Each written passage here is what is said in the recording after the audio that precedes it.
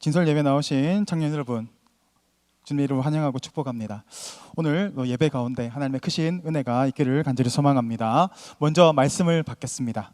고린도전서 15장 20절 말씀입니다. 한 절 말씀입니다.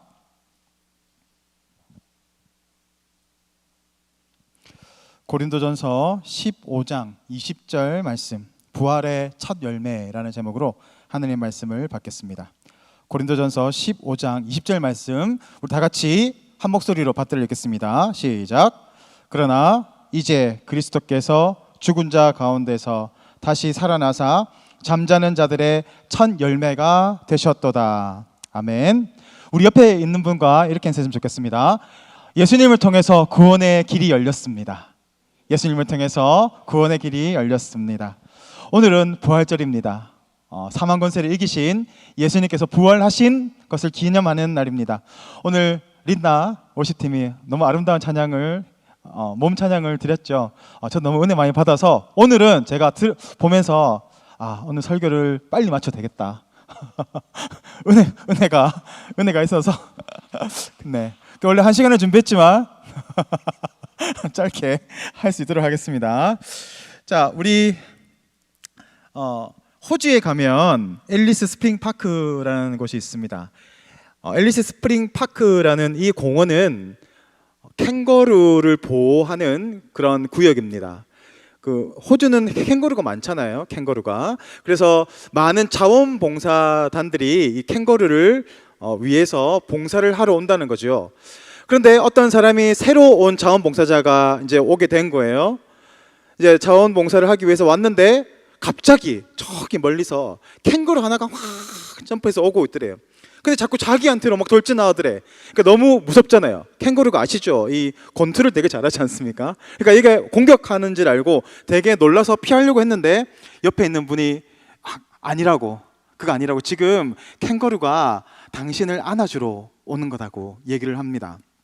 이 지원자가, 자원봉사자가 이게 무슨 소린가 했어요. 근데 실제로 이 캥거루가 와서 자기를 꼭 안아주더라는 겁니다. 사진 하나 볼까요? 잘 보이나요?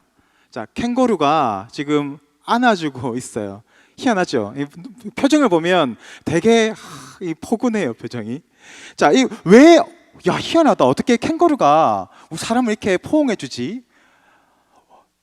이유를 물어봤더니 그런 이유가 있었어요. 어릴 때 생후 5개월 되던 해 부모에게 버림을 받았답니다. 이 캥거루가. 그래서 버려진 거예요. 그런데 지나가고 있던 자원봉사자가 그것을 발견한 겁니다. 그래서 이 캥거루를 구해서 그 보호소로 와서 잘 보호를 해주고 계속 안아줬다는 거죠. 그러니까 이 부모에게 버림받아서 상처와 얼마나 두려움이 있겠습니까? 여러분 아시겠지만 이 어릴 때는 부모가 반드시 필요하잖아요. 근데 부모에게 버림을 받고 그 두려움 가운데 떨고 있을 때 자원봉사자가 그를 안아주고 케어를 해줬더니 이 캥거루가 그것을 잊지 않고 보는 사람마다 자기도 그 사랑을 나누면서 이렇게 사람들을 안아주는 거랍니다. 그래서 매일 아침마다 달려온대요. 자원봉사자를 향해서 허그를 해주고 그게 해외 토픽에 나와서 많은 사람들이 에게 감동을 주는 그런 모습을 저도 보았습니다. 이런 짐승도 사랑을 받으면 그 사랑을 나누어 줄 줄 압니다. 역기능의 가정이 있습니다. 이 역기능의 가정이 어떤 걸까요? 사랑을 받지 못하는 거예요. 부모가 그 자식에게 사랑을 잘 주지 못합니다. 그러면 사랑을 받지 못한 그 자녀는 그 마음에 상처가 생기게 됩니다. 그러면 이게 역기능의 삶을 살아가게 돼요. 그러니까 나도 똑같이 사랑해주지 못하고 그것을 제대로 받아들이지 못하는 거예요. 상처가 있는 거죠. 우리는 이런 말이 있어요. 사랑을 받아본 사람만이 사랑을 할 수 있다. 많이 들어봤을 겁니다. 우리는 인풋이 있으면 아웃풋이 있게 되어 있어요. 인풋이 없으면 아웃풋은 있을까요? 없을까요? 없습니다. 단지 흉내를 낼 수밖에 없는 거죠.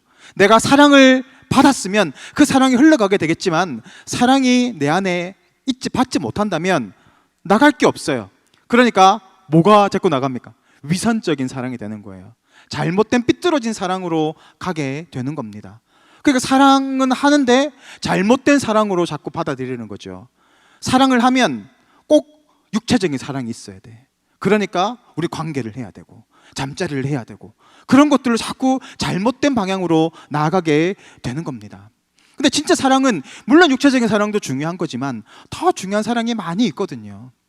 정신적인 사랑도 있고 또 관계의 사랑도 있고 또 아가페적인 사랑도 있습니다.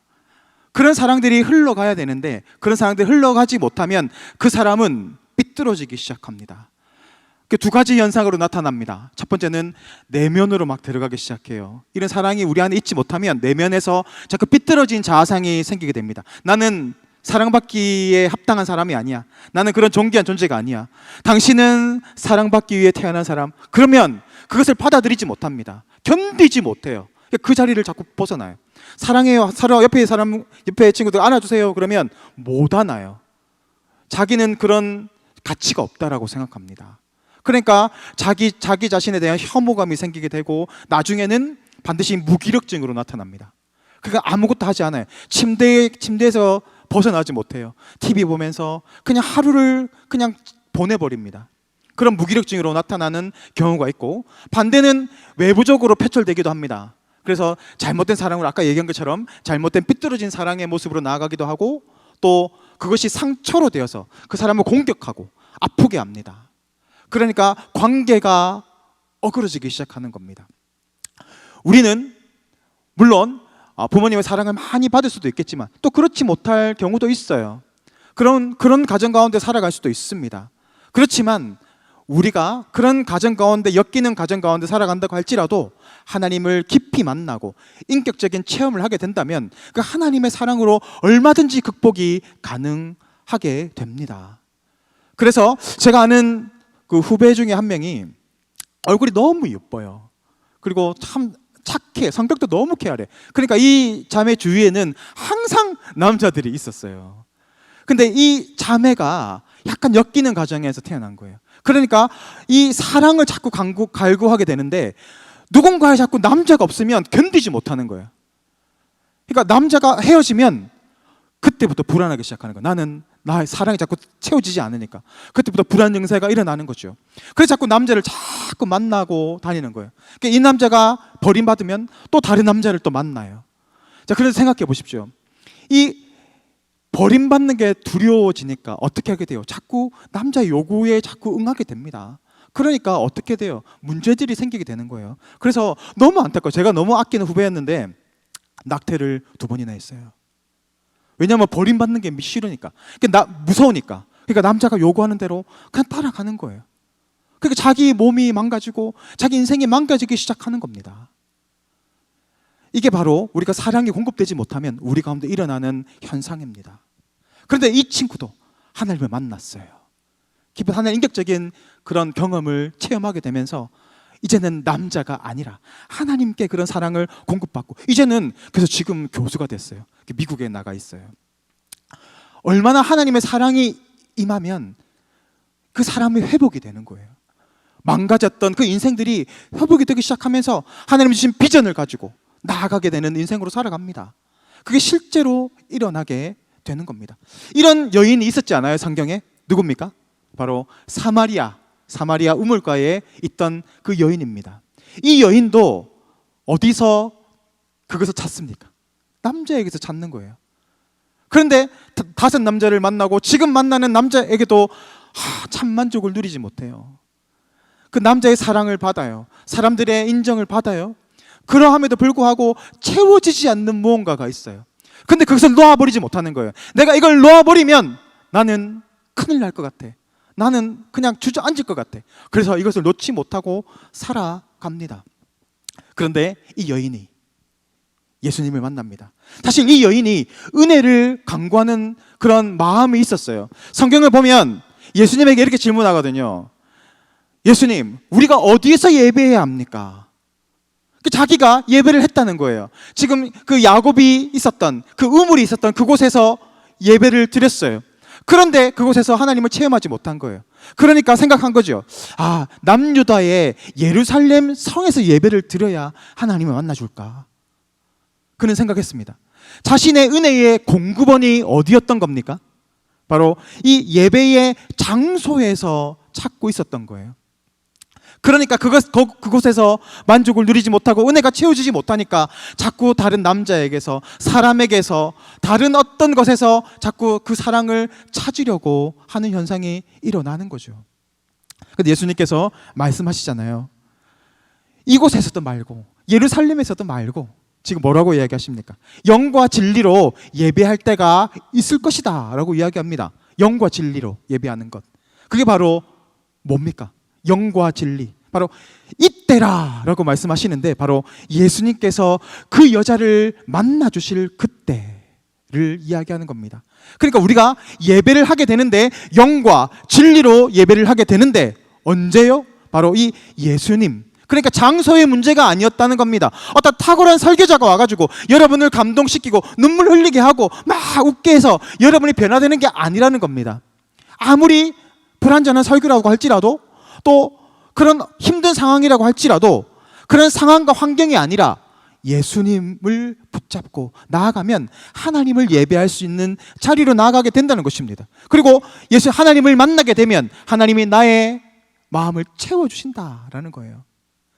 그때 이 여인이 예수님을 통해서 하나님을 만나게 되고 은혜를 경험하게 됩니다. 그래서 자기 말로 가잖아요. 내가 메시아를 만났다. 내가 메시아를 만났다. 내가 우물에서 그렇게 갈급하고 살아갔는데, 아니 진짜 나에게 참 생명의 그 생수가 되시는 그 주님을 내가 만났다 라고 전도하잖아요. 그런 은혜가 경험하게 되니까 이 여인의 삶이 변하기 시작하는 겁니다. 우리의 마음은 뭔가를 자꾸 채우려고 합니다. 사랑이 채워져야 하거든요. 우리 마음속에는 사랑의 자리가 있어요. 이것이 채워지지 않으면 만족이 되지 않아요. 그러니까 사람들에게서 이것을 찾으려고 해요. 그래서 내가 돈이 많으면 나를 사랑해 줄까? 내가 좀 날씬하면 나를 사랑해 줄까? 초콜릿 복근이 있으면 저 여인이 나를 사랑해 줄까? 사람에서 자꾸 나의 사랑을 찾으려고 합니다. 그런데 이 마음 속에 이 하나님의 초소가 있어요. 하나님의 사랑이 딱 들어와야 참 만족이 되는 부분이 있습니다. 근데 그것이 다른 걸로 채워지지 않아요. 헐거워요. 그러니까 이게 잘 안 맞아. 자꾸 빠져. 하나님의 사랑이 우리 가운데 들어오면 하나님이 우리를 변화시켜 가시는 겁니다. 그런 것이 바로 오늘 우리가 바라보아야 할 은혜인 줄 믿습니다. 오늘은 부활주일입니다. 예수님께서 사망의 권세를 이기시고 죽음의 권세를 이기시고 부활하셔서 하늘에 올라가신 그 기쁨의 날입니다. 여러분, 부활주일 하면 여러분은 어떤 의미로 다가오십니까? 예수님 부활하셨으니까 남의 얘기를 같지 않습니까? 제가 이렇게 봤더니 오늘 부활주일입니다라고 해도 아무도 기뻐하는 분이 없어요.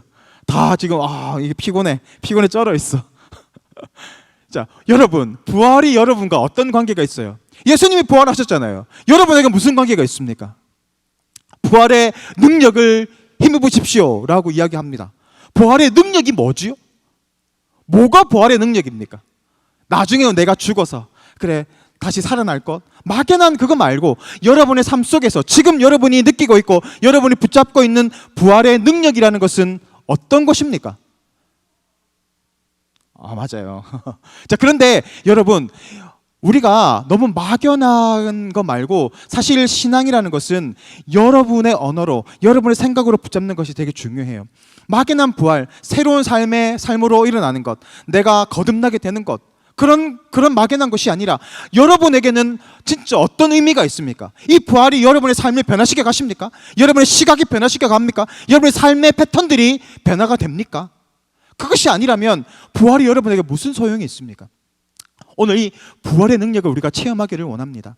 그래서 우리가 다큐멘터리 같은 거, BBC 같은 거를 보면 예수님의 부활에 대해서 이야기하면서 예수님의 무덤에서 부활하셨는데 덮고 있던 이 붕대가 막 이렇게 무슨 어떤 기가 나가면서 이게 막 형상이 바뀌고 막 이렇게 접근해요. 그런 걸로는 우리 삶이 변하지 않아요. 막연한 추상적인 부활로 우리 삶이 변하지 않습니다. 그렇다면 여러분, 부활의 능력이라는 게 무엇일까요? 오늘 우리가 그것을 좀 나눠보려고 합니다. 예수님은 오늘 말씀에서 첫 열매가 되었다, 잠자는 자들의 첫 열매가 되셨다라고 이야기합니다. 첫 열매가 되었다, 바로 하나님의 소유가 되었다라는 것을 의미합니다. 하나님의 소유가 된 그 첫 열매가 바로 예수님이시라는 겁니다. 예수님의 부활을 통해서 이제는 죽었던, 죄와 사망 가운데 있었던 그 영원히 이제는 예수님을 통해서 새로운 하나님의 소유가 되었다라는 것을 의미하는 거죠. 너무 막연해요. 예수님은 이렇게 얘기하셨어요. 한 알의 밀알에 대해서 이야기하셨어요. 한 알의 밀알은 여러분 진짜 말 그대로 쌀처럼 생겼어요. 밀알이요. 요거 하나가 여러분에게 어떤 의미가 될 수 있겠습니까? 한 알의 밀알은 그대로 있으면 한 알 그대로밖에 될 수 없는 겁니다. 우리나라 속담에도 이런 게 있잖아요. 콩 하나로 콩 한쪽도 나눠 먹어야 된다. 저는 이 속담이 정말 와닿지 않아요. 정말 와닿지 않아요. 물론 어떤 의미인지는 알겠는데 콩 하나를 굳이 나눠야 될까? 이것을 나누는 나도 마음이 상할 것 같고 반개를 받는 사람도 별로 기쁘지 않을 것 같아요. 어떻게 하면 이 콩 한 개를 가지고 우리가 같이 만족을 누릴 수 있을까요? 심어야죠. 그렇죠? 이 알을 심어야 콩이 나지 않겠어요? 마찬가지예요. 예수님께서도 말씀하셨습니다. 한 알의 밀알이 그대로 있으면 한 알 그대로 있는 거예요. 이것으로는 아무런 변화가 생기지 않아요. 그런데 이 한 알의 밀알이 떨어져서 땅에 심겨 죽은 거예요. 그러면 어떻게 됩니까? 열매를 맺는 거예요. 그래서 많은 밀알을 만들어내서 많은 사람들에게 줄 수 있게 되는 거죠. 오늘 예수님이 말씀하시는 게 바로 이런 의미예요. 사람들은 예수님을 왕으로 모시기로 했습니다. 탁월한 왕이시군요. 정말 당신이 우리의 왕이 되셔서 우리의 삶을 좀 윤택하게 해주십시오 했던 사람들의 그런 모습이었습니다. 근데 예수님은 거기에 전혀 요동하지 않습니다. 왜 그럴까요? 예수님이 이 땅에 와서 굳이 왕의 자리에 앉으실 필요가 있을까요? 아니잖아요. 만왕의 왕, 온 우주를 다스리는 왕이신데 굳이 이 예루살렘 그 조그만 나라의 왕이 되는 것, 그것은 적자잖아요. 예수님이 원하시는 것은 생각은 따로 있는 거예요. 한 알 그대로 있는 것이 아니라 이 한 알이 심겨져서 열매를 맺듯이 예수님 자신이 한 알의 밀알처럼 땅에 심기워 죽어져서 그렇게 살아나 열매를 맺게 하는 것, 그게 바로 부활입니다. 씨 보셨잖아요. 씨는 정말 초라합니다. 얘는 모양도 별로 없어요. 그냥 둥그렇게 생겼고 되게 그래요. 그런데 이 씨앗이 심기면 어떻게 됩니까? 언 땅을 뚫고 새싹을 나기 시작합니다. 그리고 가지가 뻗어나가고 줄기가 뻗어나가고 잎사귀가 맺히고 그리고는 열매가 맺히기도 합니다. 이렇게 이삭을 맺히기도 합니다. 그 조그만 씨앗이 어떻게 그렇게 놀라운 일을 행할 수 있을까요? 그 안에 뭐가 있기 때문에요? 생명이 있기 때문에 그렇습니다. 아무리 초라해 보여도 그 안에 생명이 있기 때문에 심기면 자라나는 거예요. 예수님 안에서도 부활의 생명이 있었어요. 그 부활의 생명이 심겼기 때문에 자라나서 열매가 맺혀지고 그리고 한 알이 아니라 수많은 열매가 맺혀지게 되는 겁니다. 많은 사람들이 그 사랑을 갈구하지만 그것으로는 변화가 되지 않습니다. 오늘 예수님이 죽으심으로 어떤 열매가 맺혀집니까? 제자들이 변화되기 시작합니다. 성령이 임하니까 그의 생각들이 변하기 시작하고 그의 비전이 변하기 시작하고 그의 가치관들이 변하기 시작합니다. 그러면서 어떻게 해요? 인생이 달라지기 시작하는 거죠. 이전과는 전혀 다른 인생으로 살아갑니다. 그들을 통해서 이스라엘의 복음이 전해지기 시작하는 거예요. 그리고 어떻게 해요? 더 나아가서는 열방으로 복음이 전해지기 시작하는 겁니다. 제자들이 어떤 삶을 살았습니까? 그들도 예수님의 죽으심을 통하여 이삭이 된 거예요. 근데 그들이 그대로 있으면 어떻게 될까요? 그거 하나로 끝나는 거예요.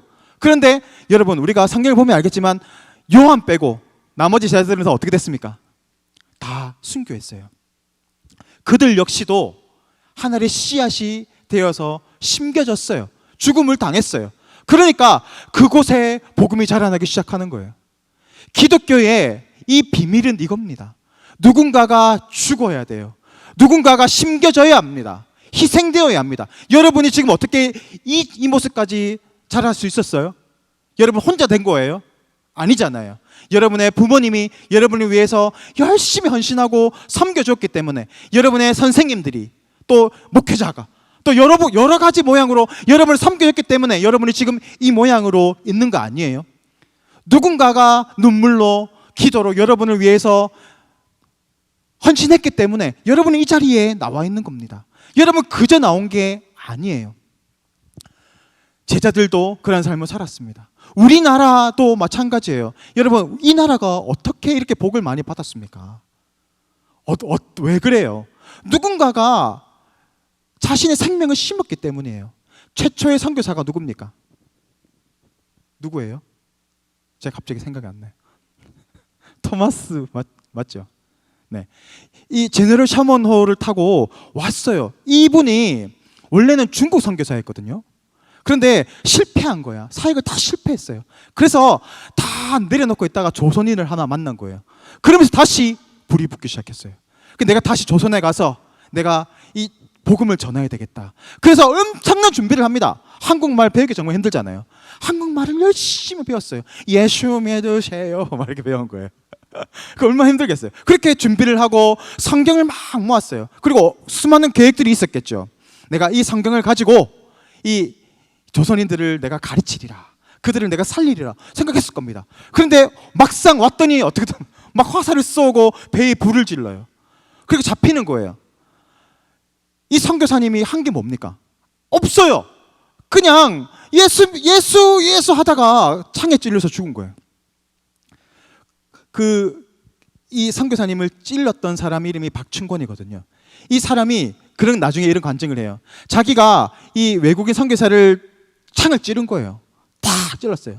근데 선교사님이 죽어가면서 자신을 보고 웃으면서 예수 하면 성경책을 다 준 거예요.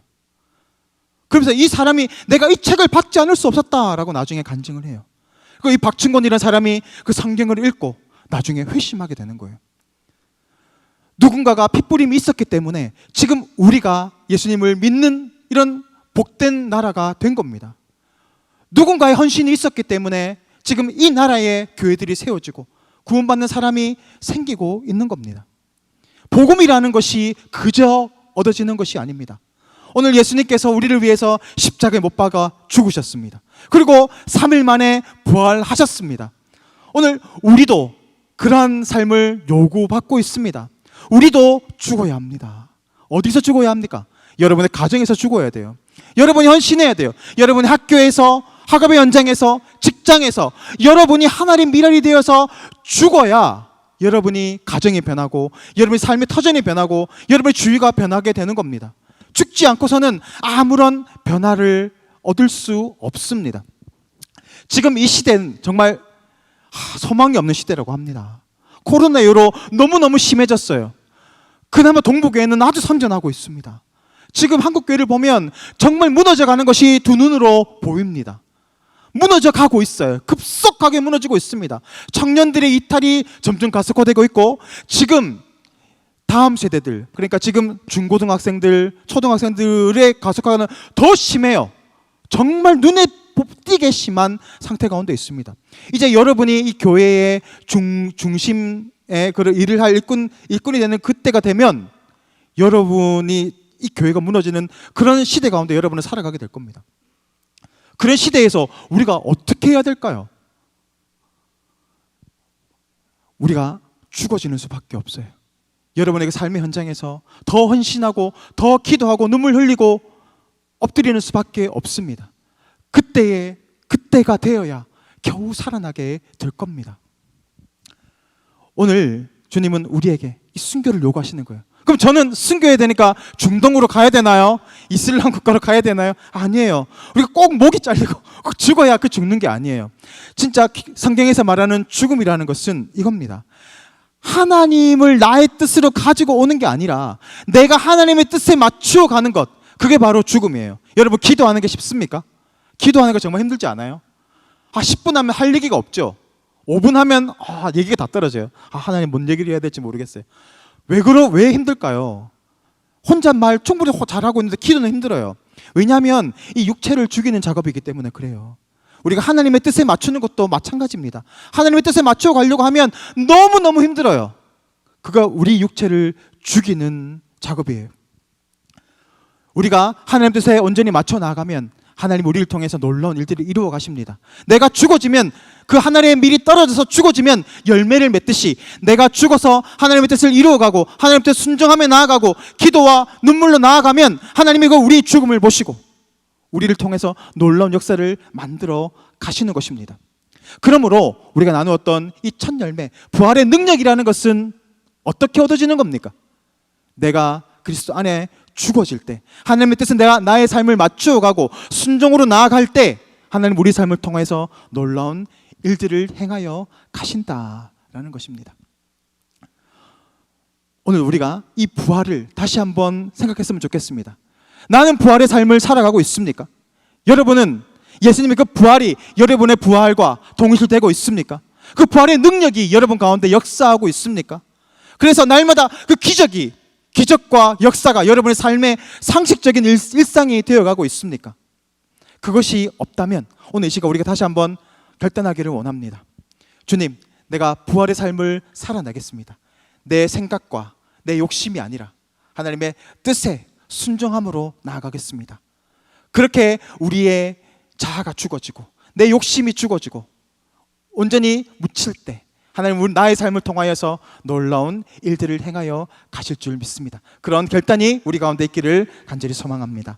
오늘 우리 결단 찬양 드리기를 원합니다. 오직 주님의 은혜로 지금 우리가 여기 서 있습니다.